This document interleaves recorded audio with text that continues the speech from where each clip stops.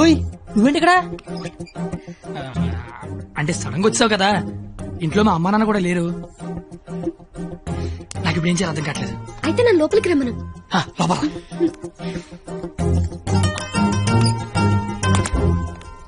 ఓయ్ సడన్ గా ఎంట్రీ ఏంటి? ఇంకొక రోజు అయితే మనం పందెం గెలిచేస్తాం కదా. అది చెప్పడానికి వచ్చావా? మనం ఎలాగో గెలిచేస్తాం, ఆ తర్వాత లైఫ్ అంతా ఈ ఇంట్లోనే ఉండాలిగా. మా అత్తగారి ఇల్లు ఎలా ఉందో చూద్దామని. చూడు మరి. నువ్వు చూపించు. ఇదే మా విశాలమైన హాలు. ఇగో ఇదే మా డైనింగ్ టేబుల్. నెక్స్ట్ ఐటమ్ ఇదే మన బెడ్రూమ్. ఈ టైంలోనా? అత్తయ్య వాళ్ళు చూస్తే బాగోదు. అయినా సిక్కులేదు నీకు. వచ్చిన బుజ్జతల్లోడమ్మా దై దై దై దై దై దై దై దై దై.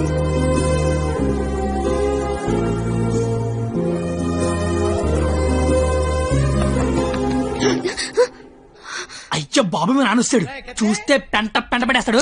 టేబుల్ కింద అమ్మ దొరికిపోతాం. బాత్రూమ్ దాకు. మా నాన్న అక్కడికి వెళ్తాడు. బెడ్రూమ్ దాకు. కొత్త ఐడియాలు రావా నీకు? ఇది మీ ఇల్లు కాబట్టి నేను దాక్కోవాలి, నువ్వు డోర్ తీయాలా? అదేం కుదరదు. నువ్వు వెళ్ళి దాక్కో, నేను వెళ్ళి డోర్ తీస్తా. బాబు చెప్పింది.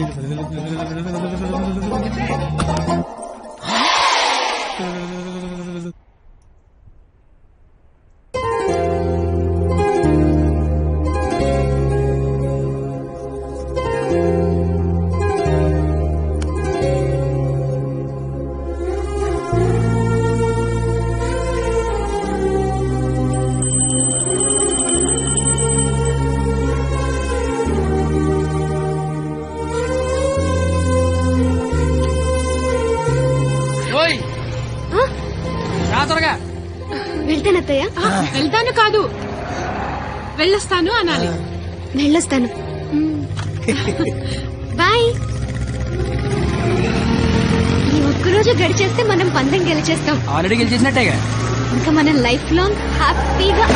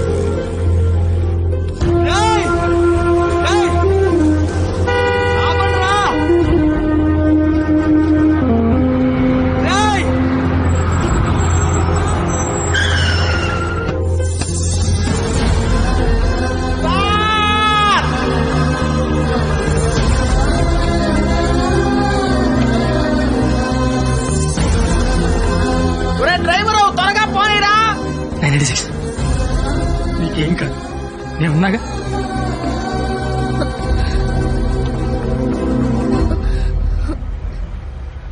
బ్లడ్ వస్తుందా? రక్తం రావడం తెలియట్లేదు, కానీ కన్నీళ్లు రావడం తెలుస్తోంది. కత్తి అని త్వరగా పోనిమ్మనరా. దేవుడు మళ్ళీ లైవ్ అంటూ ఇస్తే త్వరగా కలిసే కత్తి. ఇలాగే యాక్సిడెంట్ అయిపోతే నువ్వేం మాట్లాడక, దండం పెడతానే. అత్తయ్య గారికి వెళ్ళొస్తానని చెప్పాను, మళ్ళీ వెళ్ళకపోతే ఫీల్ అవుతారేమో. సైలెంట్ గా ఉండదు ప్లీజ్. నాకు అసలు ఏం చేయాలి అర్థం కావట్లేదు. నేనేం చేయలేని రోజు వద్దివ్వు, ఏదైనా చేసే ధైర్యం వస్తుందన్నావు. ధైర్యం కావాలా? ఏమొద్దు, నువ్వు మాట్లాడు. ఓని ధైర్యం నాకివ్వు.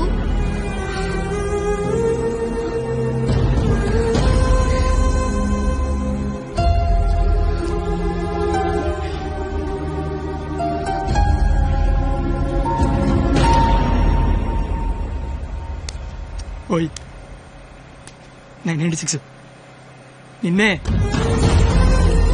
996 నేను నీతోనే మాట్లాడుతున్నాను.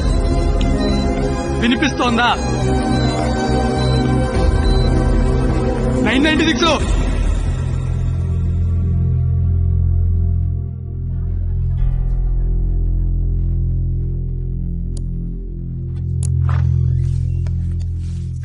సార్ తను బాగానే ఉంది కదా?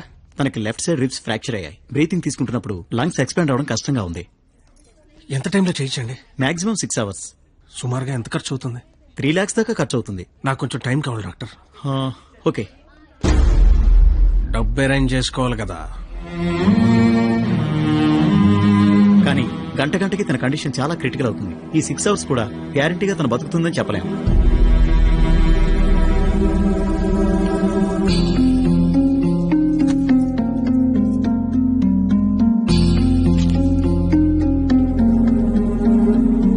రాసిన అగ్రిమెంట్ కి దాని ఆపరేషన్ కి 6 గంటల టైం ఉంది. ఈలోగా నువ్వు డబ్బు తెచ్చుకట్టు. మరో క్షణం నేను ఓడిపోయిన సంతకం పెట్టేస్తా. లేదా నేను ఓడిపోయిన నువ్వు సంతకం పెట్టు, మరో క్షణం నేను డబ్బు కట్టేస్తా. ఈ రెండిట్లో దేనికైనా నాకు ఒక్క క్షణం చాలు. ఇక 6 గంటలుంది, చూస్తా అది నా కూతురుగా బతుకుద్దో లేదా నువ్వు అనుకుని ఆ ప్రేమ బతుకు. ఏంటండి ఇదంతా? కూతురు అక్కడ చావు బతుకుల మధ్య ఉంటే అది ఇప్పుడేంటి? ఏ రోజైతే ఇలాంటి క్వాలిటీ లేని అలగా యదవను ప్రేమించానని చెప్పిందో ఆ రోజే నా దృష్టిలో అది బతికుందనుకోవట్లేదు. నా కూతురుగా బతికించుకోవాలనుకుంటున్నాను.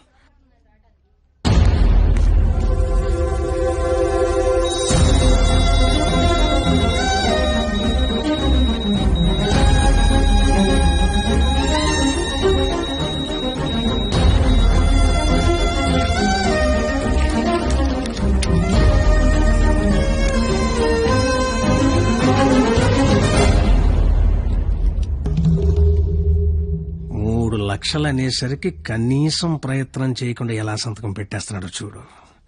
ఈడి ప్రేమ ఖరీదు 3 లక్షలన్నమాట.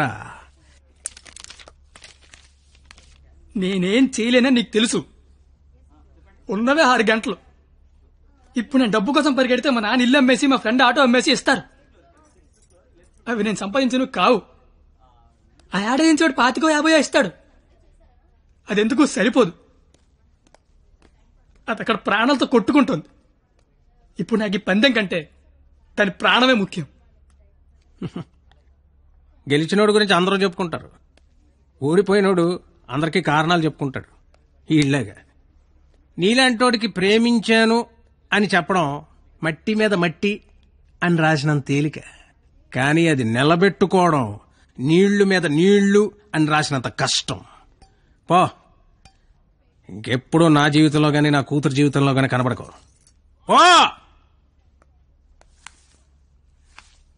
ఓడిపోతే కాళ్ల మీద పడి క్షమాపణ చెప్తానన్నావు.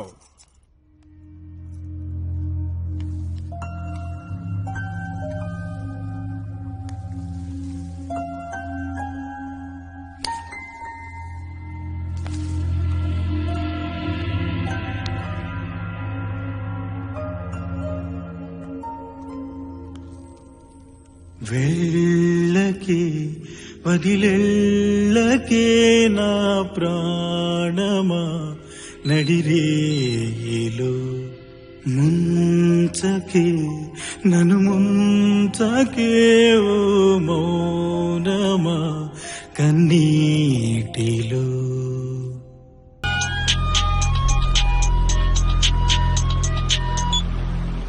హలో, నేను పరిణీత వాళ్ళ అమ్మని మాట్లాడుతున్నాను. ఆపరేషన్ అయిందా? Doctor operation చేయనంటున్నాడు.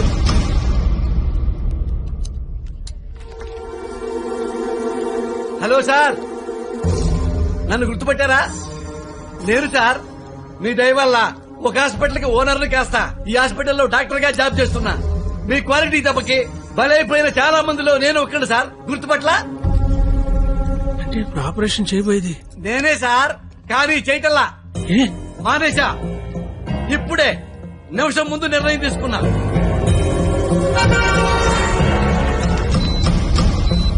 మీకు తెలుసుగా సార్, నేను పెద్ద మెంటల్ నాయల్ని. చేసే పనిలో క్వాలిటీ ఉంటల్లా. ఆపరేషన్ థియేటర్ లో పొట్టకోసి అందులో చేతులు పెట్టడం, మళ్ళీ వేరే పొట్టకోసి అవే చేతులే అందులో పెట్టడం గెలిసిగా ఉంటుంది సార్. క్వాలిటీ ఉంటల్లా, అందుకే మానేశా. నువ్వు కాకపోతే వేరే హాస్పిటల్ షిఫ్ట్ చేస్తా. 100 మంది డాక్టర్లు ఉన్నారు సిటీలో. డాక్టర్, పేషెంట్ కండిషన్ చాలా సీరియస్ గా ఉంది. 5 నిమిషాల్లో ఆపరేషన్ స్టార్ట్ చేయకపోతే చాలా కష్టం. పర్వాలేదు సార్, వేరే హాస్పిటల్ కి షిఫ్ట్ చేస్తున్నారు. దారిలో ఎటు గ్యారెంటీగా చచ్చిపోయింది, అటుకుండా అటు ఇంటికి షిఫ్ట్ చేస్తారు. నేను మెడికల్ కౌన్సిల్ లో సెక్రటరీని.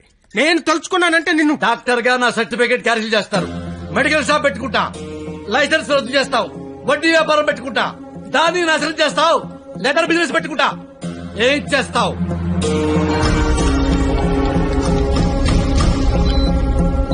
ఈ అవకాశాన్ని వదులుకోను రాజా. నీ మీద కక్ష తీర్చుకోవడం కోసం ఎంత దూరమైనా వెళ్తా. టాటా, చెయ్యు, బాయ్ బాయ్. పోనీ ఎంత డబ్బు కావాలో చెప్పండి, ఇస్తాను. డబ్బిచ్చి ప్రాణాలు కొనుక్కునే కర్మ నీకుందేమో గాని నాకు లేదు.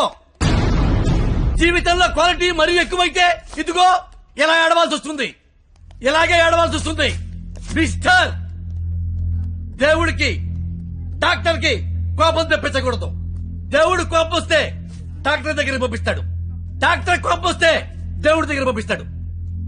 మరో 5 నిమిషాల్లో నువ్వు ఏడవబోయే ఏడుపు వింటానికి అదిగో నా రూమ్ లో వెయిట్ చేస్తుంటా. Good luck for me, bad luck for you. Thank you.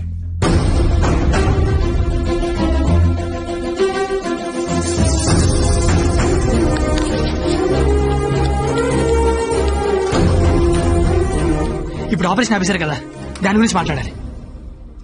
నాకేం సంబంధం? నీకే సంబంధం. 2 నిమిషాలు నాతో మాట్లాడితే 3 నిమిషం పరిగెత్తుకెళ్ళి ఆపరేషన్ చేస్తారు. నేనెందుకు చేస్తాను రాజా? నో, ఆపరేషన్ నేనే చేస్తా. అమ్మా, ఈ అవకాశాన్ని నేను వదులుకోను. సార్, సారీ సార్, ఈ విషయం తెలియక నేను ఆపరేషన్ చేయనని చెప్పాను సార్. ఏ విషయం? అంత బాబు చెప్పాడులే సార్ నాకు. ఏం చెప్పాడు? ఉడుకోండి సార్. సిస్టర్, ఇదిగో నా ATM కార్డు తీసుకుని డబ్బులు డ్రా చేయి, కింద బిల్లు మొత్తం కట్టాయి. ఇంజక్షన్ ఖర్చు కూడా వీళ్ళు ఇవ్వడానికి వీల్లేదు. వెళ్ళు. బాబు బయలుదేరమంటావా? చచ్చిపోయే లోన్ వెళ్ళండి సార్. ఏం కాదు నాన్న, షేక్ హ్యాండ్ నాన్న. అవయవదానం చేశాను సరే, పాపను బతికించుకుంటాను. పాపే నా ప్రాణం. నువ్వేంట్రా అక్కడ? ఏం చెప్పావాడికి? ఆపరేషన్ చేయను అన్నాడు కదా, ఇప్పుడు చేస్తానంటున్నాడు. ఏం చెప్పావాడికి? అసలు నీ ప్రాబ్లం ఏంటి చెప్పు. నీ ప్రాబ్లం ఏంటి? నువ్వు చేయలేకపోయావు, నేను చేస్తానా కదా. ఇప్పుడు ఆపరేషన్ చేయడం ఇంపార్టెంట్, ఎందుకు చేస్తాడో ఇంపార్టెంటా? నిజంగా నాకు అర్థం కావట్లేదు. నీ ప్రాబ్లం ఏంటి చెప్పు. నీకు నేను నచ్చలేదు. నువ్వు నన్ను చేసుకోవాలనుకుంటే నేను నీకు నచ్చాలి. నీ కూతురు నన్ను చేసుకోవాలనుకుంటే నీకు నచ్చాల్సిన అవసరం లేదు. సరే, ఒక ఆడపిల్ల తండ్రిగా నేను నీకు నచ్చలేదు. ఎందుకంటే నువ్వు చూసినాడికి చదువు ఉంది, ఉద్యోగం ఉంది. నాకు చదువు లేదు, ఉద్యోగం లేదు. కానీ నీ కూతురు కాడంటే ఇష్టం లేదు. నీకు ఇష్టం లేదు, నేను ఒక 4 రోజులు మీ ఇంట్లో ఉంటేనే భరించలేకపోయావు. నీ కూతురు దానికి ఇష్టం లేని వాడితో జీవితాంతం ఒకే ఇంట్లో ఉండాలి, ఒకే మంచం మీద పడుకోవాలి, కాపురం చేయాలి. అర్థమవుతుందా నీకు? నాకు విషయం చెప్పు. నీలా నీ ఫ్యామిలీని 4 రోజులు పోషించమన్నావు. చివరిలో యాక్సిడెంట్ అయ్యింది, ఆపరేషన్ చేయించలేకపోయినా ఓడిపోయిన సంతకం పెట్టమన్నావు, పెట్టేశా. నీ కూతురు నీకిచ్చా. నువ్వేం చేసావు? ఆపరేషన్ చేయించగలిగావా? నువ్వు చేసింది అంటే నేను చేయలేకపోయిందేంటి? ఇప్పుడు ఇద్దరం గెలిచినట్ట, ఇద్దరం ఓడిపోయినట్ట. తనకి మన ఇద్దరం కావాలి. నువ్వు ఉన్నావన్న ధైర్యం కావాలి, నేనిచ్చే ఆనందము కావాలి. తను ఎగరాలనుకుంటోంది, ఎగరడానికి రెక్కల్లా నేనున్నాను. కానీ ఎగిరి ఎగిరి అలిసిపోతే వాలడానికి కాళ్ళలా నువ్వు ఉన్నావన్న ధైర్యం కావాలి. అసలు నీతో పాటు మా నాన్న కూడా కావాలి అని ఉండకపోతే దాన్ని పెళ్లి చేసుకోవడానికి 3 లేసిన చెప్పి పట్టదు నాకు. నిన్ను కాదు లేచాక దాన్ని అనాలి. ఛీ, ఇదంతా నీకు ఎంత చెప్పినా అర్థం కాదని తెలుసుకోవడం చెప్తాను. నాకైతే అర్థం కావట్లేదు. ఛీ, ఎంత వస్తువు తెస్తే. రాజా, కంగ్రాచులేషన్స్, ఆపరేషన్ బాగా జరిగింది. అమ్మాయి safe. Best of luck. Medical officer గారు, మీరు మీ భార్య లోపలికెళ్ళి చూడొచ్చండి.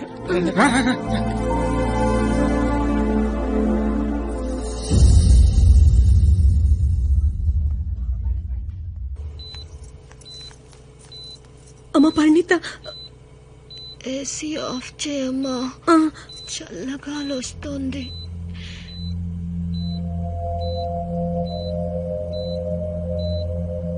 నిన్నొకటి అడగాలి నాన్న.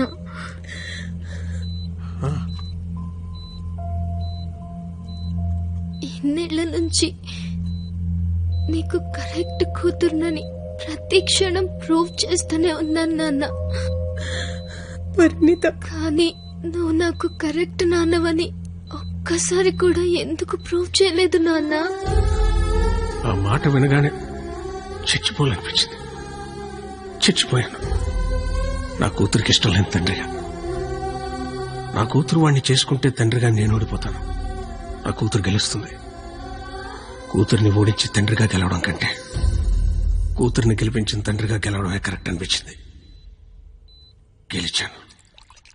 కానీ ఇప్పటికీ నాకు ఒక డౌట్ ఉండిపోయింది.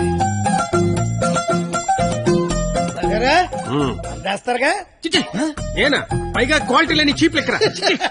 మీరెక్క పూర్తిగా మారలేదు. ఏవండి, స్నానానికి టవల్ తీసుకెళ్లరా? నువ్వు కూడా ఈ వృద్ధిగా అల్లుడు గారు, ఆ రోజు హాస్పిటల్లో డాక్టర్ గారికి ఏం చెప్పారో చెప్పండి. ఎందుకులేండి, అయిపోయింది అయిపోయింది. మందేస్తే నేను చెప్తా. అచ్చా,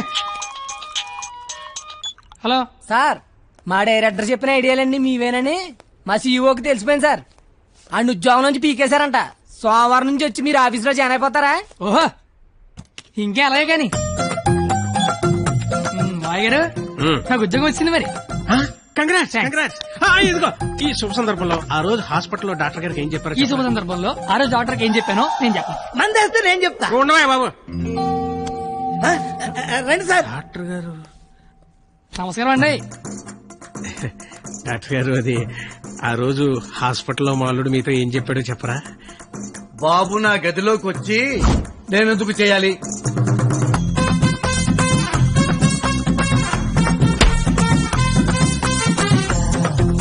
ఇన్నాళ్ళ నుంచి వాడిని ఎలా ఏడిపిస్తున్నానో చూసారుగా. ఇప్పుడు మీరు ఆపరేషన్ చేయలేదనుకోండి, వాడి కూతురు చచ్చిపోద్ది. ఓ 2 నెలలు ఏడ్చి మర్చిపోతాడు. అదే ఆపరేషన్ చేశారనుకోండి, నేను గెలుస్తా. వాడికి అల్లుండవుతా. లైఫ్ లాంగ్ వాడి తాట తీస్తా. రోజుకో సినిమా చూపిస్తా మావకి. ఒకే దెబ్బకి నీకసి నాకసి 2 తీరిపోతాయి. వాడి మీద రివెంజ్ తీర్చుకోవడానికి ఎంత దూరం వెళ్తానారుగా. ఆపరేషన్ థియేటర్ దాకా వెళ్ళండి చాలు. అంత బంపర్ ఆఫర్ ఎవరు వదులుకుంటారు చెప్పండి? నేను వదులుకోలా. ఆపండి ఆపండి. జీప్ లెక్క తగలన్నారు. నాకు బయట కనపడింది. అల్లుడు రాజా, పండక్కి మాంగారు ఏం కనబోతున్నారు? మన రేంజ్ కి బెంచ్ కరెక్ట్. బెంచ్ మరే మళ్ళీ ఆదివారం వస్తాను. Tata, see you, bye bye. ఈ మాత్రం దానికే షాక్ అయితే ఎలా మావా? నీకు అద్భుతమైన విషయం చెప్పనా? నేను ఇంటర్ ఫెయిల్ రోడ్డు మీద ఖాళీగా తిరుగుతుంటే దారిలో కనిపించి అమ్మాయిని చూపించింది ఎవరు? నువ్వు. 996 అమితో మాకి బాలో భాష అంటే ఐ లవ్ యూ అని చెప్పింది ఎవరు? నువ్వు. అమితో మాకి బాలో భాష అంటే ఏంటయ్యా? I love you.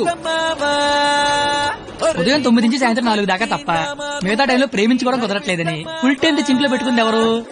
నువ్వు.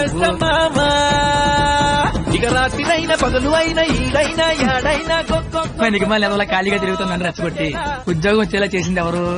నువ్వు. ఓపెన్ చేస్తే త్రేతాయుగం. మా సీఈఓకి తెలిసిపోయింది సార్.